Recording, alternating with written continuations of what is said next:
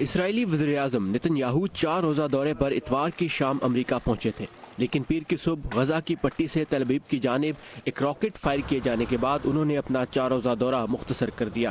تاہم اپنی واپسی سے پہلے انہوں نے امریکی صدر ٹرمپ کے ساتھ ایک ملاقات کی، جہاں صدر ٹرمپ نے اس اعلامیے پر دستخط کیے جس کے مطابق امریکہ کی طرف سے گولان ہائٹس پر اسرائیل کی خود مختاری کو تسلیم کیا گیا ہے۔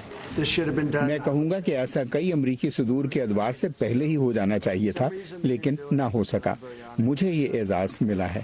نیتن یاہو نے نہایت گرم جوشی سے صدر ٹرمپ کا شکریہ ادا کرتے ہوئے کہا، آپ کا اعلان ایسے وقت میں سامنے آیا ہے جب گولان ہائٹس ہماری سلامتی کے لیے نہایت اہمیت اختیار کر چکی ہیں، جب ایران اسرائیل پر حملے کے لیے شام میں اڈے بنا رہا ہے۔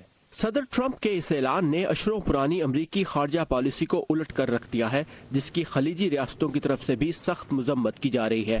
شام نے صدر ٹرمپ کے اعلان کو اپنی علاقائی خود مختاری پر ایک وحشیانہ حملہ قرار دیتے ہوئے کہا ہے کہ گولان پر اس کا دعویٰ برقرار رہے گا، جبکہ یورپین یونین کی طرف سے کہا گیا ہے کہ یہ بین الاقوامی اصولوں کی خلاف ورزی ہے۔ جی ثاقب الاسلام، ہم نے آپ کی رپورٹ دیکھی۔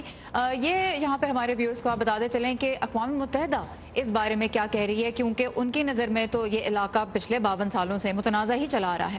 بالکل، اور انٹونیو گوتریس جو کہ اقوام متحدہ کے سیکرٹری جنرل ہیں، انہوں نے یہ کہا ہے کہ ان گولان کی پہاڑیوں کی حیثیت میں اقوام متحدہ کے لیے کوئی تبدیلی نہیں ہوئی ہے، اور انہی کی اس بات کو دہراتے ہوئے اسٹیفن ڈوچرک جو کہ اقوام متحدہ کے ترجمان ہیں، انہوں نے یہ کہا ہے کہ یہ جو اقوام متحدہ کی پالیسی ہے یہ سیکیورٹی کونسل کی پالیسی کی عکاس ہے اور اس میں کوئی تبدیلی نہیں ہوگی۔ آلرائٹ، ثاقب الاسلام ہمارے ساتھ تھے اور ہمیں ایک بہت اہم ایشو پہ اپڈیٹس دے رہے تھے واشنگٹن سے۔ Thank you very much Saqib.